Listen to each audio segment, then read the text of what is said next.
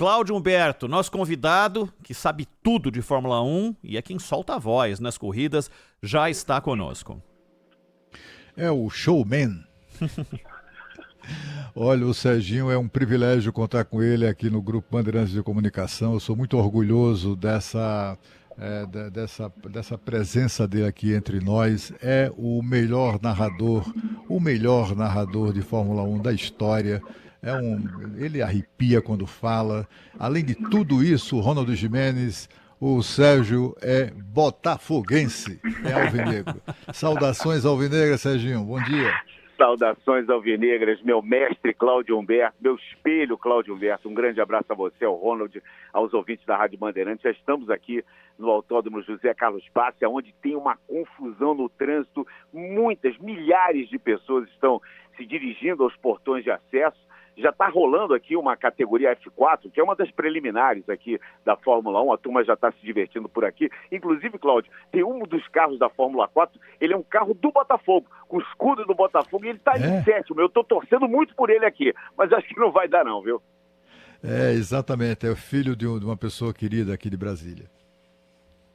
É isso, estamos na expectativa, um fim de semana para lá de especial, porque além de ser o GP de São Paulo, é uma corrida, um fim de semana que tem duas corridas, né? Ontem nós tivemos uma classificação para a corrida sprint, primeiro um treino livre único, depois a classificação para sprint. Eu explico para o ouvinte, a sprint é uma corrida curta, em 6 finais de semana, das 24 etapas, aconteceram essas corridas, é um fim de semana em que vale a pontuação maior, são 36 pontos, 10 pontos da corrida sprint, que a gente vai transmitir aqui pela Band e pelo Grupo Bandeirantes a partir de 2h30 da tarde, e depois, a partir de 10h30 da manhã, e depois vamos ter a classificação às 12h30, aí sim para a corrida regular, para domingo, 71 voltas aqui. Então, é um fim de semana especial, num campeonato em que o Verstappen tem 47 pontos à frente do Norris.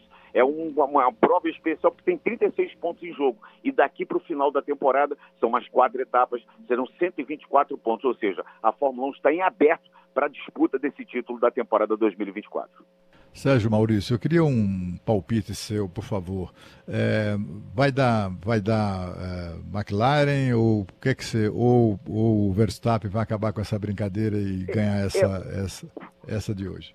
O Verstappen, na verdade, Cláudio, hoje ele ainda tem uma boa chance, ele vai largar em quarto. A pole position ontem da corrida sprint foi do Piastri, a primeira fila é Piastri e Norris, nos dois carros da McLaren, e o Verstappen larga ao lado do Sainz na segunda fila. Ele vai ser punido para a corrida regular porque ele trocou a unidade de motor, e são 5 apenas no ano, ele está na 6ª unidade, então ele recebe uma penalização já de 5 segundos, então o tempo que ele marcar, vamos imaginar que ele faça a pole position, ele larga na 5ª posição, ele perde 5 posições, independente da posição que ele marcar o tempo logo mais a partir de 2h30. Então o Verstappen já sai com uma desvantagem. O carro dele já não é mais, a Red Bull já não é mais o melhor carro, digamos assim, ou disparado o melhor carro. Há um equilíbrio muito grande de forças. A McLaren, inclusive, é líder do Campeonato Mundial de Construtores. Na prova passada, no México, a Ferrari ultrapassou a Red Bull. A Ferrari é a vice-líder do Mundial de Construtores e é uma digamos assim, uma competição muito importante. O Mundial de Construtores é a soma de pontos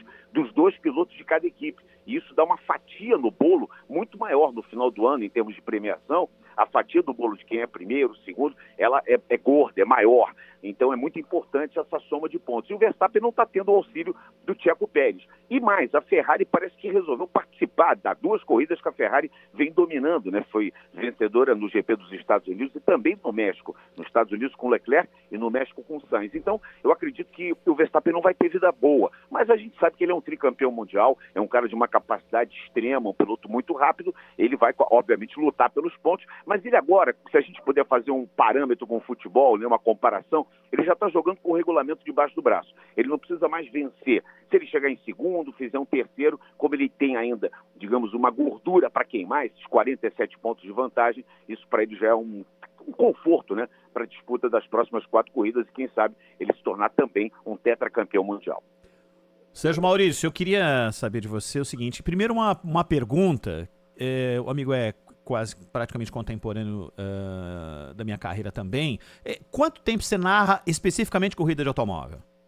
Olha, eu comecei a narrar Fórmula 1 no rádio em 1988, na Rádio Carioca, por vontade minha. Eu trabalhava com futebol lá, o João Haddad, que era o chefe da equipe, ficou muito espantado quando eu disse que queria narrar a corrida de 88, porque eu sou um fanático por Fórmula 1 já desde criança, e ele me deixou narrar, e eu fiz o que a gente chama no rádio de geladão, né, o off-tube. Eu narrei a primeira corrida em 88. E a partir de 2006, lá no Sport TV, onde eu trabalhei no Grupo Globo durante 29 anos, eu pedi para o meu chefe, na época que era o Mário Jorge Guimarães, se eu podia usar o material que a Globo não usava no Sport TV, ou seja, os treinos livres e também a classificação, e acabamos fazendo o pacote completo, e passou a ser um produto da Globo. O amor que eu tenho é desde 5 anos de idade, desde muito cedo eu comecei a ver corridas, e em 72 eu vi aquele acidente horrível do Roger Williamson, lá em Zolder. Enfim, o bichinho da Fórmula 1 me picou desde muito cedo, e eu narro Fórmula 1 já, digamos, regularmente desde 2005. E é uma paixão que eu tenho, Ronald, uma paixão que me move aqui, que eu acho que eu transmito isso para o telespectador, que também é um apaixonado, né? Nós temos muitos e muitos espectadores que são verdadeiros, como eu digo assim, cabeça de gasolina. O cara pensa na Fórmula 1 24 horas por dia. Eu sou, apesar de ser um narrador esportivo, eu já narrei 65 modalidades esportivas. A Fórmula 1 é um esporte que realmente eu sou muito adepto, eu sou apaixonado. E aí eu queria te perguntar exatamente em cima disso, você confirma exatamente o que eu pensava, para caber isso que eu queria te falar.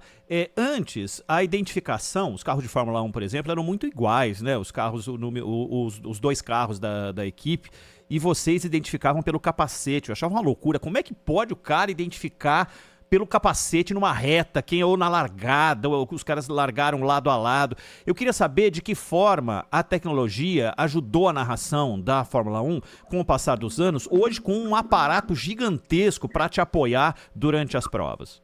Isso é uma vantagem muito grande, né? Porque quando eu comecei a fazer as transmissões esportivas, isso vale para todos os esportes, a gente não tinha tecnologia. Eu me lembro muitas vezes a gente fazer o Campeonato Espanhol e a gente ligava para a sala de imprensa, por exemplo, do Barcelona ou do Real Madrid e torcia para dar sorte de algum colega nosso espanhol atender, e a gente pedia, por favor, pode passar as alineações, né, as escalações. Isso era um sacrifício muito grande, né? A gente vem do jornalismo da época em que a gente pesquisava, na época em que recebemos telex, fax. Era um outro jornalismo que talvez a juventude nem imagine como era feito dessa forma, quase que um jornalismo artesanal, digamos assim. Hoje, com a tecnologia, a gente pode ter um acesso muito maior. E a Fórmula 1 também facilitou a vida dos narradores, eu acho que muito mais também dos espectadores, mesmo os carros sendo iguais, por exemplo, a Ferrari tendo os mesmos patrocínios nos dois carros, as mesmas cores, um dos carros sempre difere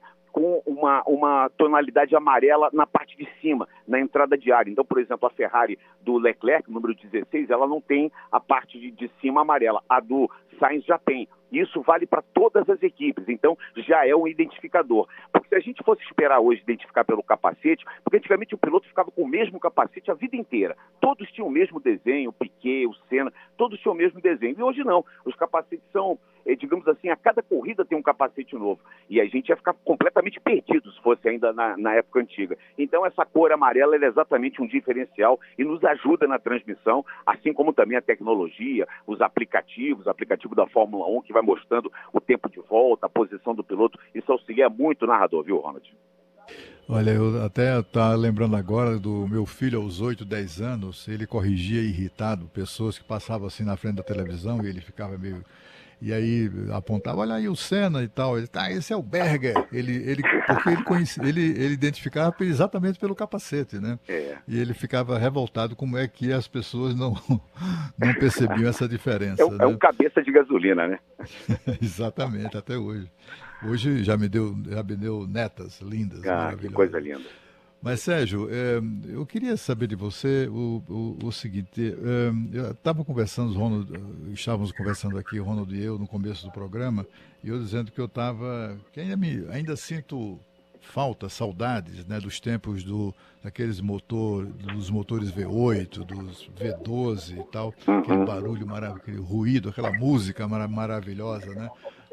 Você acha que os carros atuais, esse é um problema que deixou de existir, fez com que esses novos motores, né, que estão em uso nos últimos anos, já fizeram os aficionados esquecerem um pouco, digamos assim, aqueles vídeos maravilhosos antes. Os mais saudosistas, Cláudio, como eu e como você, ainda sentem falta daquela sinfonia dos V10, dos V12, dos próprios V8, né, que tinham um barulho agudo, que tinham, né, um som agudo. Isso eu acho que é um dos diferenciais da Fórmula 1 para as demais categorias. Hoje os motores não têm aquele barulho tão forte, tão intenso, né?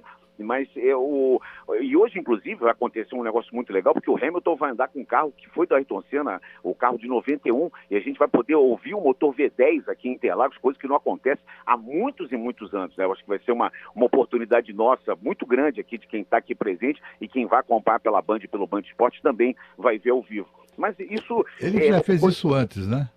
Eu me lembro de ter visto no programa. Ele fez antes lá em Silverstone. Ele andou com um carro de 89 do Senna. Ele vai andar com um carro de 91 aqui. São carros, inclusive, menores. São carros equipados com motor V10. Esse carro do Senna é um carro icônico, né? Um carro que ele venceu aqui no Grande Prêmio Brasil.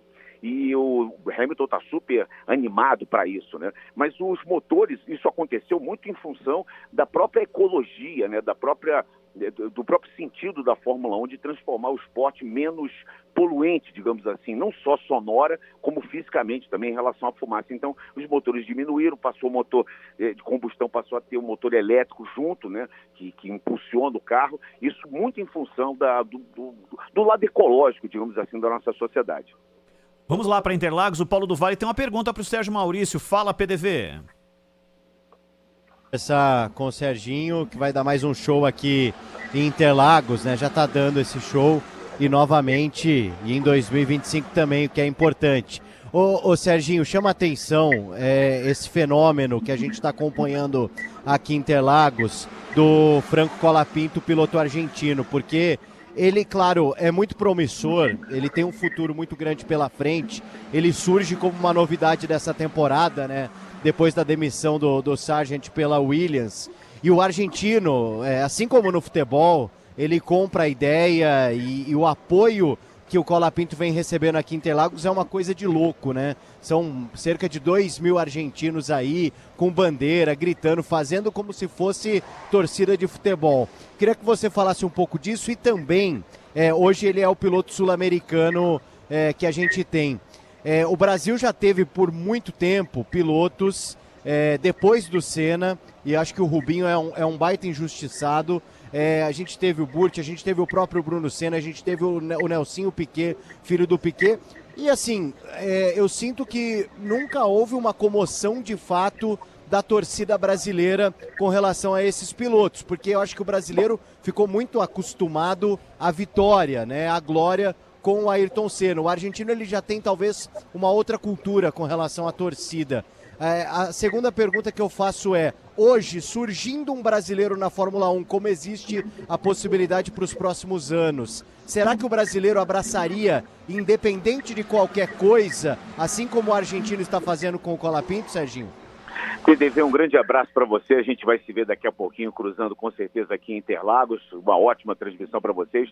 PDV, eu não tenho a menor dúvida. Eu vou começar respondendo pela segunda pergunta. Eu não tenho a menor dúvida, porque os brasileiros, você falava de todos os pilotos. Felipe Massa também venceu 2 vezes aqui, um piloto brasileiro super reconhecido, super adorado, amado. Depois o xará dele, o Felipe Nasser, que teve uma passagem breve pela Fórmula 1, mas também foi muito apoiado quando guiou aqui em Interlagos, no Grande Prêmio de São Paulo. E eu não tenho a menor dúvida que os argentinos, eu estou até com inveja dos muchachos. Você falou 2.000, eu acho que deve ter 20.000 argentinos aqui, porque é impressionante a quantidade de argentinos com a camisa da seleção, com a bandeira, com o canto deles, que é sempre uma coisa que arrepia. E eu fiquei muito feliz de ver isso, essa invasão argentina aqui, que mostra que a Fórmula 1 é muito presente. E olha, eles só tiveram um campeão mundial, que foi o Juan Manuel Fangio, foi o primeiro campeão mundial, né? Aliás, teve 5 títulos mundiais, não foi o primeiro, foi o Ascari, foi o primeiro em 50, mas ele já venceu em 51 e ele teve 5 títulos mundiais, então foi um campeão em que os argentinos cultuaram durante muitos e muitos anos. O Fangio, inclusive, que foi muito fã do Ayrton Senna e vice-versa, tiveram a oportunidade de estarem aqui em Interlagos e prêmio foi entregue do Fangio para o Senna e do Senna para o Fangio. Então eu estou com muita inveja dos argentinos, e o Franco Colapinto é realmente um fenômeno, porque se você for olhar a carreira dele em termos de números, brasileiros. Ele ganhou o Campeonato Argentino de kart, ele ganhou Fórmula 3 na Argentina, mas ele não teve uma carreira, digamos assim, com sucesso na Europa. Esteve lá brigando pelas primeiras posições, mas ele não é um campeão como o Bortoleto, por exemplo, que é campeão da Fórmula 2, o nosso Gabriel Bortoleto, que tem grande chance de entrar na Fórmula 1. Então, esse fenômeno da Argentina é realmente a paixão que o argentino tem, assim como o brasileiro, pelo automobilismo, né? Essa invasão argentina que está acontecendo, né, desde o início dessa semana, muitos e muitos argentinos chegando aqui, exatamente esse fenômeno do Colapinto. E é um fenômeno, no momento, passageiro, porque no carro do Colapinto ano que vem, quem vai guiar é o Sainz. O Carlos Sainz, já que o Hamilton vai sair da Mercedes e vai para a Ferrari, o Sainz sai da Ferrari e vai para a Williams, exatamente no carro que o Colapinto está guiando. E o Colapinto, nesse momento, não tem assento ainda. Então a gente vê o que é a paixão do argentino. Mesmo sem saber se o piloto vai correr ano que vem, mas eles quiseram aproveitar e trazer aqui o amor, o carinho, a vibração, a energia positiva para o Franco Colapinto fazer um bom Grande Prêmio de São Paulo e, quem sabe, ainda aspirar aí uma vaga para a próxima temporada, que eu espero que seja do Gabriel Bortoleto, a vaga que está em aberta, a vaga da Sauber, a Sauber que em 2026 vai virar Audi, mas esse ano e ano que vem, ainda com o nome de Sauber, já tem o Nico Hülkenberg como piloto já confirmado, a Audi já confirmou o Nico, e a gente espera que essa segunda vaga seja do Gabriel Bortoleto. Esperamos muito que um brasileiro volte a fazer parte do grid, porque você vê, PDV, você está vendo a movimentação de torcedores aqui. Nós não temos nenhum brasileiro no grid, e a paixão do Brasil é tão grande pela Fórmula 1 que está tumultuando o trânsito, todos os ingressos vendidos, a expectativa, inclusive, é de 290 mil pessoas, batendo o recorde do ano passado nos 3 dias aqui. Isso eu acho que só pode ser uma demonstração cabal do quanto o brasileiro ama a Fórmula 1. Eu encontrei torcedores aqui, espectadores, que vieram de todos os cantos do Brasil, de Belém, de Manaus, de Brasília, do Nordeste, do Sul do país, invadindo também a nossa cidade aqui em São Paulo, em busca de um bom lugar aqui no Autódromo Internacional José Carlos Paz. Sérgio Maurício, eu vou lhe jogar uma batata quente. Temos algum talento? Você identifica talentos brasileiros que possam nos fazer reviver reviver, né, os tempos gloriosos de Emerson Fittipaldi, José Carlos Passe, o Wilson Fittipaldi, o Emerson que foi campeão do mundo, Nelson Piquet, o próprio Senna, né? Há piloto brasileiro assim em condições de entrar na Fórmula 1 e nos trazer de volta esses tempos de glória? Entrando na Fórmula 1, eu já vou ficar muito satisfeito. Os pilotos que chegam, que têm possibilidade de chegar, o Drogovic já é um piloto da Aston Martin, ele é o reserva lá do Alonso e do Lance Stroll, e infelizmente ainda não teve uma oportunidade real na Fórmula 1. E o Gabriel Bortoleto, ambos campeões da Fórmula 2, o Drogovic foi campeão também em temporadas passadas. O Drogovic é o atual campeão da Fórmula 2. Então eu vejo nesses dois pilotos talentos realmente muito grandes que vão chegar na Fórmula 1 e vão poder mostrar o potencial. Daí a eles nos darem aquelas alegrias que a gente está acostumado, 2 títulos do Emerson, 3 do Piquet, 3 do Senna e um sem número de vitórias dos outros pilotos, como o Patti, como o Rubinho, como o Massa, aí já é uma outra situação, porque tudo depende hoje do piloto estar sentado num bom carro, estar bem preparado fisicamente, eles sempre estão, mas principalmente psicologicamente, porque a Fórmula 1 é um esporte que ela demanda um trabalho psicológico muito grande, muita pressão que os pilotos sentem. São os 20 mais rápidos do mundo, são os 20 melhores do mundo que estão ali, tem mais 200 mil que estão querendo pegar aqueles 20 lugares. Então está havendo realmente uma dificuldade do Brasil colocar um piloto lá, porque também é um piloto jovem, tem que levar um patrocínio, não basta só o talento, né? Tem que levar também alguma coisa para a equipe, e eu acho que se esses pilotos, tanto o Drogovic quanto o Bortoleto, que são os 2 nomes mais em voga, eles tiverem uma oportunidade real na Fórmula 1, a gente pode sonhar em ter aquelas manhãs de domingo de novo, com aquele tema da Band tocando numa vitória brasileira. Eu tô torcendo muito para isso, Cláudio. Sérgio Maurício, narrador da Band, e que no ano que vem tem Fórmula 1 aqui na Band, a gente está feliz demais. Sérgio, boa transmissão, sequências de transmissões, bom trabalho para você aí, tá bom? Olha, muito obrigado pela oportunidade. Como disse Paulo do Vale, vai ser mais um show de Sérgio Maurício. Parabéns muito obrigado por tudo, por toda a sua trajetória. O show, Cláudio, vai ser na nossa equipe aqui, que eu tenho o prazer de capitanear, mas eu estou ao lado aqui do Max Wilson, do Felipe Giafone, do Reginaldo Leme, que é uma verdadeira lenda, né? O Reginaldo, ele anda aqui no autódromo, ele é parado a todo instante, é uma lenda, e a Mariana Becker fazendo aquele trabalho maravilhoso. E agora, hoje, né, como é o nosso GP, nesse fim de semana, eu tenho o auxílio luxuoso de todos os repórteres espalhados, então eu estou só capitaneando aqui, a gente espera dar um show de transmissão, eu tenho certeza que isso vai acontecer. Muito obrigado pela oportunidade, mais uma vez, aqui na Rádio Bandeirantes, eu estou sempre à disposição, e um grande abraço. E aí, Cláudio Humberto? E aí, Robert, Botafogo! Você tá louco? No Capricho!